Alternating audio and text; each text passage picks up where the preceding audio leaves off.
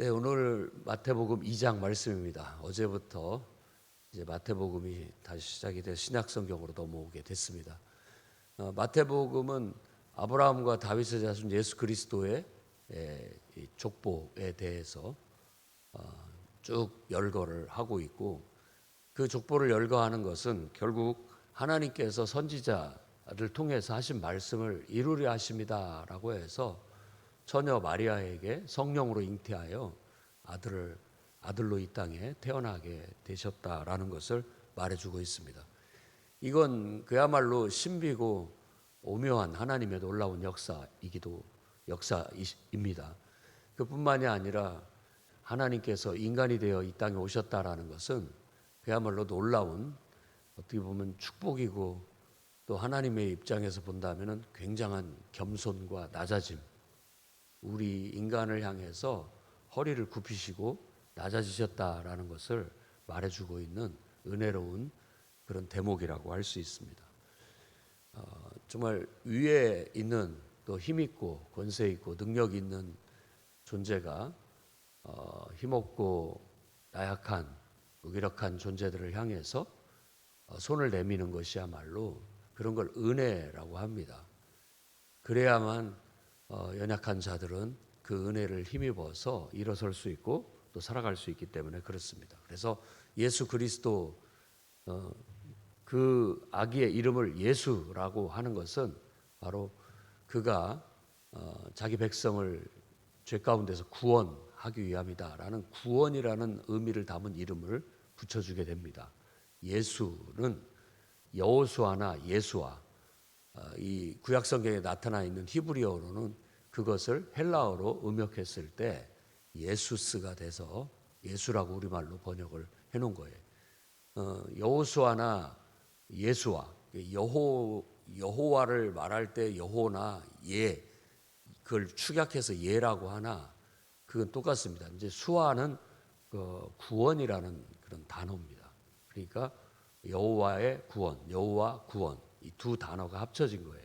그러니까 하나님은 구원이시다, 하나님의 구원이다, 이렇게 그 이름을 붙인 겁니다.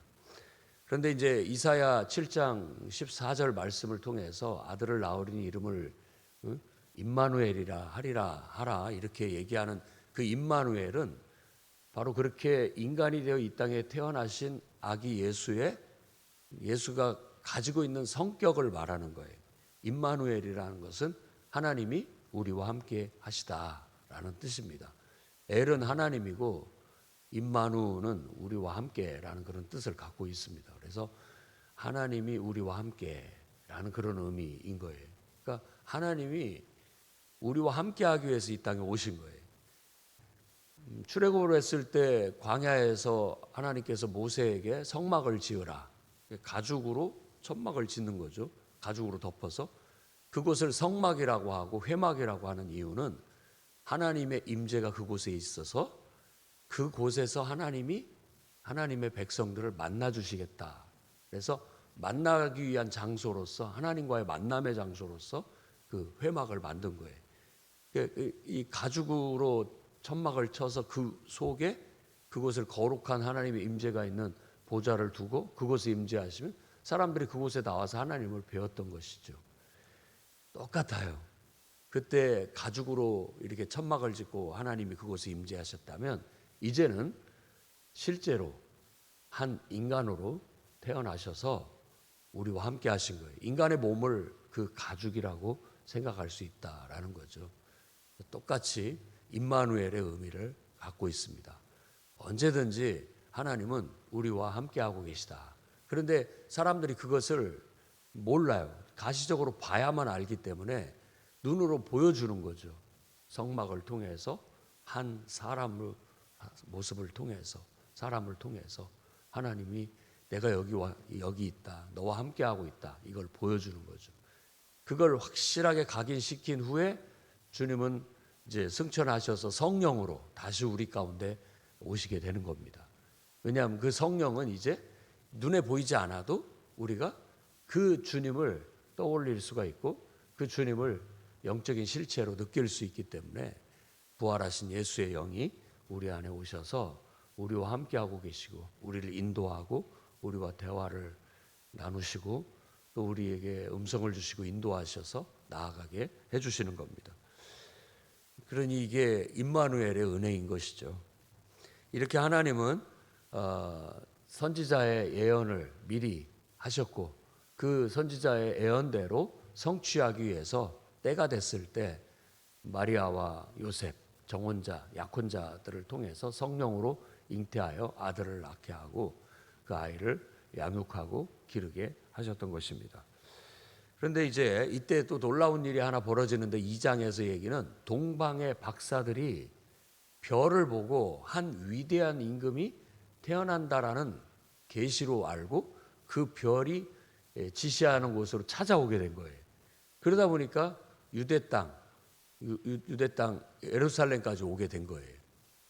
그러니까 이 박사들이라고 하는 사람들은 이제 더 구체적으로 얘기한다면 점성술가다라고 얘기하는데 바벨론은 옛날부터 하늘을 관찰하면서 태양의 변화, 별자리의 변화 이런 모든 것들을 다 연구해서 기록으로 남겼어요. 그래서 지금 1년이 뭐 365일이고 12달로 이렇게 구성이 되져서 매 달이 뭐 30일씩 돌아가고 이런 것들을 그 태양의 변화와 별자리의 변화를 통해서 주기적으로 이게 한 바퀴씩 돌고 있구나, 바뀌고 있구나라는 걸 발견을 했던 거죠. 그래서 이런 것들이 이제 동양으로도 전해지고 해서 우리는 12지간으로 이렇게 나눠서 나누고 나름대로 연구를 했던 거죠. 그러니까 태양을 관찰하고 달을 관찰하고 별의 변화를 관찰하고 그러다 보니까는 주기가 있다라는 걸 알게 되었던 거죠. 그걸로 시간 또 월, 년 이런 모든 규칙을 삼게 됐던 사람들이에요. 그러니까 요즘 말로 한다면은 이 동방의 박사들은 학자들이죠. 공부하는 학자들, 물리학자들, 과학자들, 뭐 학문을 하는 사람들 이런 사람들이. 근데 이런 사람들이 뭔가 위대한 어떤 역사가 일어날 것, 큰 변화가 일어날 것을 감지하고 있었다라는 거, 감지하고 있었다라는 거. 그래서 그것을 맞이하기 위해서 예물을 가지고 찾아왔다라는 거예요. 한 위대한 왕이 큰 인류의 역사에 획을 그을 수 있는 놀라운 왕이 태어날 것이라는 것을 그들에게 하나님께서 이 학문에 눈을 뜨게 하셔서 그걸 깨닫게 하셔서 그들로 하여금 하나님을 경배하러 나신 바 메시아를 경배하러 오게 만든 하나님의 놀라운 주권과 섭리를 여기서 알 수가 있습니다. 그래서 하나님이 역사하시는 겁니다. 하나님이 역사하셔요. 그래서 세상의 학자들도 공부하고 열심히 하면 하나님이 눈을 띄워주시면 결국은 만물의 근본 되시고 모든 것에 시작 되시는 하나님을 발견하게 되고 하나님을 인정할 수밖에 없게 된다라는 걸 알 수가 있죠. 그렇게 해서 별을 보고 예루살렘에 와서 위대한 왕이 태어날 상스러운 별의 징조를 보고 우리가 찾아왔는데 혹시 어디 있느냐라고 묻게 돼요. 그러니까 이 헤롯 왕과 그 당시에 헤롯 왕이 유대를 다스리고 있었을 때인데 깜짝 놀라게 된 거예요. 그리고 예루살렘 사람들이 그 소문을 듣고 다 아주 소동이 일어났어요. 이게 뭔 일이냐라고 하면서 놀라운. 그러면서 이제 대제사장들 다 불러 모으고 서기관들, 성경 연구하는 사람들 다 불러 모아가지고 성경에 메시아가 어디서 태어났는지 말해봐라 했더니 그들의 말로는 성경에서는 유대 땅 베들레헴에서 태어난다고 예언되어 있습니다라고 미가서 5장 2절 말씀, 미가서 5장 2절 말씀을 인용해서 유대 땅 베들레헴에 이스라엘의 목자가 태어날 것이라고 예언하고 있습니다. 그러니까 분명히 베들레헴일 것입니다라고 그렇게 얘기를 합니다. 그래서 박사들한테 그거에 대해서 알려주면서 우리도 가서 경배할 수 있도록 아이를 발견을 하게 되면 그 왕으로 태어난 아이를 발견하게 되면 우리도 가서 경배할 수 있도록 우리에게 좀 기별을 달라라고 하고 보내게 되었던 거예요. 실제로 별이 가서 한 곳에 머물렀는데 그 징조를 보고 그곳에 찾아갔더니 아니나 다를까 아이가 있었습니다. 그것은 이제 다른 복음서에서도 말한 것처럼 마구간의 말 구유에 누워 있는 아기를 보게 된 것이죠. 그래서 거기에 경배하고 황금과 유향과 모략을 줬다라고 얘기합니다. 그래서 그 의미는 왕에게 걸맞는, 위대한 왕의 예물로 걸맞는 그런 예물을 드린 겁니다. 그러니까 황금은 뭐 돈과 부, 이제 왕을 상징하기도 하고 왕의 권세를 상징하기도 하는 그런 귀한 예물이죠. 그리고 유향은 향품으로서 아주 향기로운 향이 나는 그런 몸을 단장할 때라든지 이럴 때 쓰는 거죠. 그래서 처녀들이 시집 갈 때 이걸 준비를 해서 간다라는 건 우리가 익히 알고 있는 바입니다. 그리고 시신에서 좋지 않은 냄새가 날 때에도 그것을 이렇게 뿌려서 냄새가 좋은 냄새가 날 수 있도록 할 때 유향을 붓기도 합니다. 그리고 모략이라고 했는데 이 모략은 시신의 부패를 방지하는 약이에요. 모략이 시신의 부패를 방지할 수 있는 그런 약. 그러니까 이런 것들은 쉽게 구할 수 없는 아주 진귀한 그런 물품으로 왕에게 적합한 것으로 볼 수 있는데, 굳이 해석을 하자면 예수 그리스도의 죽음을 예비한 그런 향품이었다. 어떻게 박사들이, 세상 별자리를 연구하고 학문을 하는 사람들이 이런 영적인 것을 알 수 있었을까라는 것을 이렇게 놀랍게 하나님께서 그들에게 가르쳐줬다라는 걸 보여주고 있는 거예요. 그런데 반면에 성경을 연구하고 성경을 가르치는 그런 사람들은 왜 몰랐는가? 이것에 지금 비교를 해주고 있어요. 실제로 유대인들이 성경을 유산을 받았고 예언도 자기들이 받았잖아요. 그런데 정작 그 메시아가 태어난 것에 대해서는 지금 감각이 없어요. 오히려 학문하는 사람은 감각이 있어서 이렇게 찾아와서 예물을 들고 와서 경배를 드리는데, 이 사람들은 메시아에 대한 맞이할 준비가 전혀 안 돼 있는 거예요. 전혀 안 돼 있어요. 헤롯 왕은 뭐 두말할 것도 없는 거죠. 헤롯 왕은 이두메 출신이라고 하는데, 이두메라고 하는 말은 헬라식 발음이고 히브리어 발음으로 한다면 에돔이에요. 에돔. 이두메를 에돔을 이두메라고 합니다. 그럼 에돔 출신이에요. 이게 정통 유대인도 아니에요. 그가 로마 군에 가서 전공을 세움으로 인해서 그 아버지 때부터 그 공적을 인정해서 유대 지역을 통치할 수 있는 총독으로 삼았다가 나중에 헤롯을 왕으로, 그 지역의 왕으로 세워주게 돼요. 그러니까 이 헤롯 왕은 로마 정부에 의해서 자기 입맛에 맞는 왕으로 세워져서 로마 정부하고는 아주 친밀한 관계지만 유대인들은 별로 좋아하지 않습니다. 뭐 우리 다윗의 혈통의 왕도 아니고, 그러니까는 여러 가지로 유대인들의 환심을 사기 위해서 성전을 증축해주고, 왜냐하면 다윗도 성전을 지어서 존경을 받았던 것처럼 나도 성전을 증축해서 유대인들의 마음을 얻으려고 했고, 더 나아가서 여러 도시들을 건축을 많이 해서 도시들을 세웠어요. 신도시들을 많이 세워서 업적을 많이 쌓았죠. 그럼에도 불구하고 이 유대인들은 별로 좋아하지 않았습니다.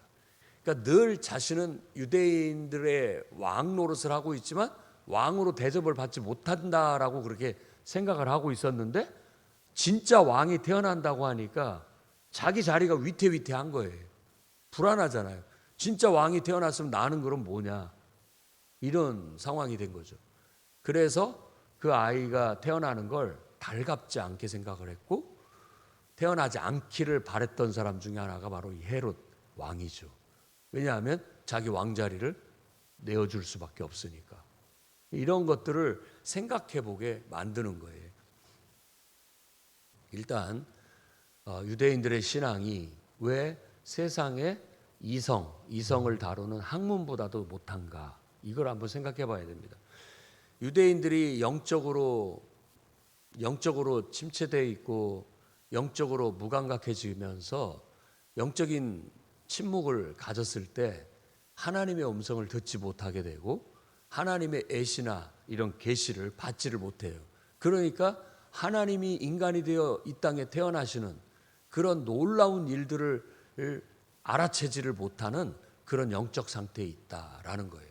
그래서 하나님을 믿더라도 우리가 말라기서에서 말하는 것처럼 그렇게 하나님을 섬기면 안 됩니다. 그러니까 이걸 깨뜨리고 영적으로 깨어나야 주님의 길을 예비할 수 있고 주님을 맞이할 수 있게 되는 거예요.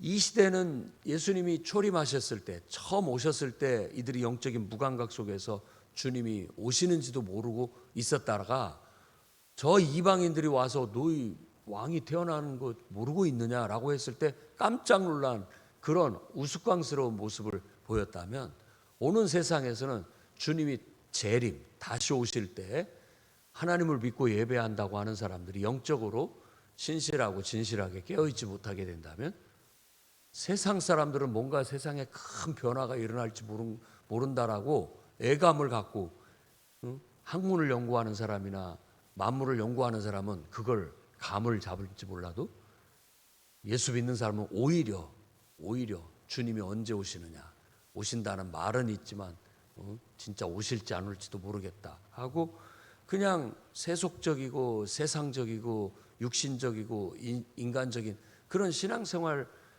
하다가 주님을 놓칠 수도 있다라는 그런 깨우침을 우리에게 주고 있는 거예요.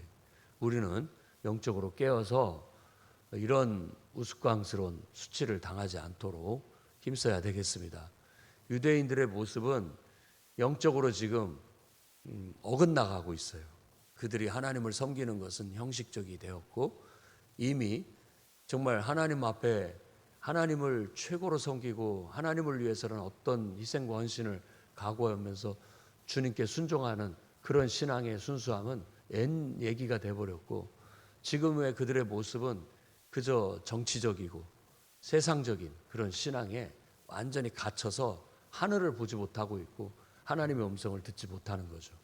그 옛날 정말 사무엘이 태어날 때쯤에 엘리 제사장 시절에도 그렇게 영적인 침체가 있어서 법궤도 블레셋에서 뺏겨버리는 수치를 당하고 영적으로 피폐한 수치를 당했던 때가 있었는데 그렇습니다. 또 아합 왕 시대 엘리야가 활동하던 시대에도 하나님의 백성들이 하나님은 안 섬기고 오히려 우상을 바알을 섬기는 그런 정말 수치스러운 일을 벌일 때 하나님께서는 그래도 남몰래 7,000명의 사람들을 숨겨놨다라고 할 만큼 좀 하나님 믿는 사람들은 속에 일부 감춰져 있고 대다수는 다 잘못된 신앙으로 나아가서 영적으로 완전히 부패하고 영적으로 타락하고 영적으로 침체되어 있는 그런 모습을 보이게 되는 겁니다. 우리가 그렇게 빠지지 않도록 우리는 성경의 경고의 말씀을 듣고 자다가 깰 때가 되었다, 깨어 있어야 된다, 세상 염려와 재리에 빠져 있으면 안 된다. 우리는 하늘을 바라보고 하나님의 음성에 귀를 기울이고 그 옛날 노아가 하나님의 눈을 바라보고 그 안에 은혜를 입었던 것처럼, 그래서 세상이 물로 심판할 것을 알고 방주를 예비했던 것처럼 우리도 깨어서 그와 같이 대비해야 된다라는 걸 말하고 있고, 지금 이와 같은 교훈을 이 말씀을 통해서 얻을 수 있습니다. 그러니 여러분들도 이 말씀을 귀담아 듣고 노아처럼 하나님을 바라보고 하나님의 은혜를 발견하고 방주를 예비할 줄 아는, 그래서 그리스도의 재림을 준비할 줄 아는, 맞이할 줄 아는 그런 성도들이 되시기를 바랍니다. 헤롯 왕은 왕이 태어나기를 원치 않았어요. 왜냐하면 자기 왕자리를 내어줘야 되기 때문에. 그런데 우리도 똑같이 헤롯 왕입니다. 내가 내 인생의 왕인 줄 알고 살았어요. 내 마음대로. 그런데 또 다른 왕이 있으니까 그 왕을 모셔라? 그럼 내 왕자리를 그분께 내어줘야 되는데, 나는 기꺼이 내 왕자리를 마땅히 진정한 참 왕이 오셨으니까 내가 그동안 그냥 붙잡고 있었던 이 왕자리는 당신 것이니까 당신께 드리겠습니다. 이제 당신이 왕이 되셔서 나를 다스려 주십시오 하고 내어드릴 수 있어야 되는데, 만일 그러지 못한다면 우리도 헤롯 왕처럼 진정한 왕이신 예수 그리스도를 우리가 죽이는 거예요. 없애버리는 거죠. 그게 믿지 않는 사람들의 태도입니다. 예수 그가 누구냐? 도대체 뭔데? 내가 왜 그를 왕으로 섬겨야 되느냐? 필요 없다. 이렇게 내치는 거죠.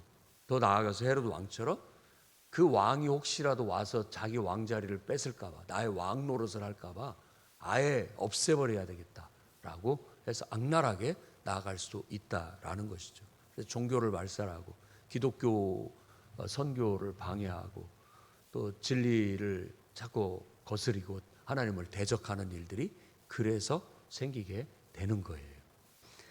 로마 정부에서도 기독교의 복음을 전하는 것을 방해했던, 핍박했던 황제들은 대부분 그런 겁니다. 자기의 왕위를 위태함을 받을까 봐 염려해서 자기의 황제의 자리가 위태해질까 봐.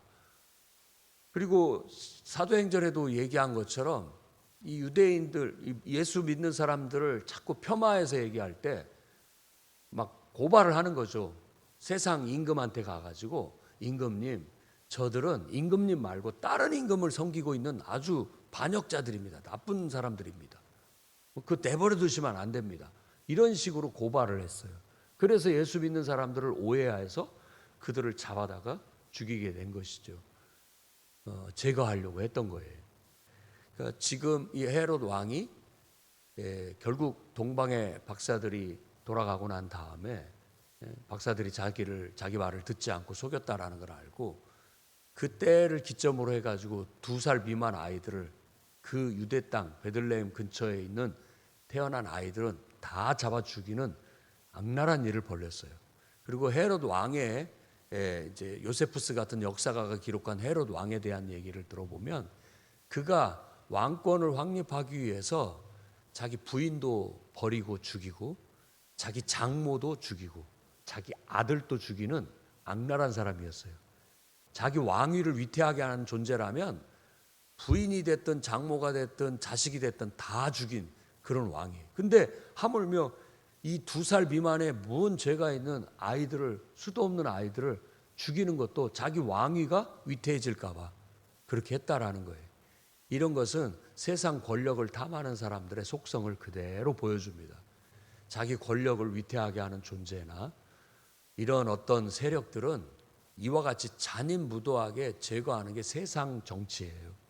우린 그런 것을 세상 영이라는 것이 그런 영이라는 걸 알아요.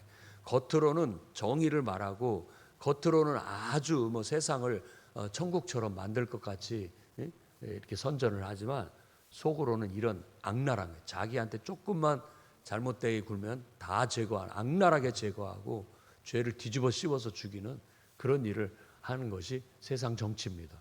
예수 그리스도도 결국은 그런 죄가 없는 분께서 그런 논리 속에서 죄에 뒤집어 쓰고 십자가에 죽는 그런 일을 겪게 된 것도 사실입니다.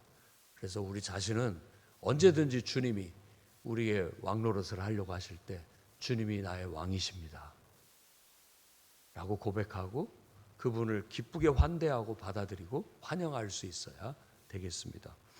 그리고 이제 1장 2장에서 말할 때 선지자의 예언을 응하게 하려 한다라는 말과 함께 강조되는 게 뭐냐면 주의 사자가 꿈에 현몽하여 나타났다라는 걸 강조해서 말하고 있습니다.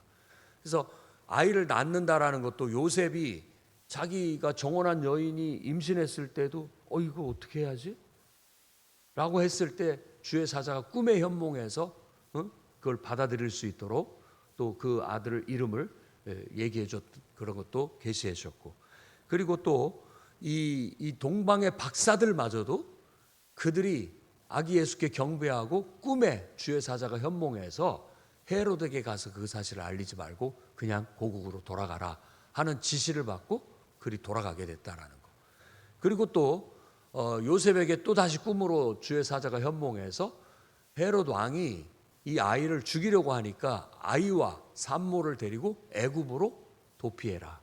그래서 내가 지시할 때까지 거기 있어라 라고 했다는데, 그것도 호세아서 11장 1절 말씀의 예언, 그 나와 있는 그 문구대로 그렇게 한 거다. 말씀대로 그렇게 한 거다 해서 애굽에 가 있다가, 그 다음에 이제 다시 또 헤롯 왕이 죽고 난 다음에 그의 아들 아켈라오, 그러니까 헤롯은 그 집안 이름이니까 헤롯 왕가의 아켈라오라고 하는 그의 아들이 그 왕위를 이어서 유대를 통치하게 됐던 거예요.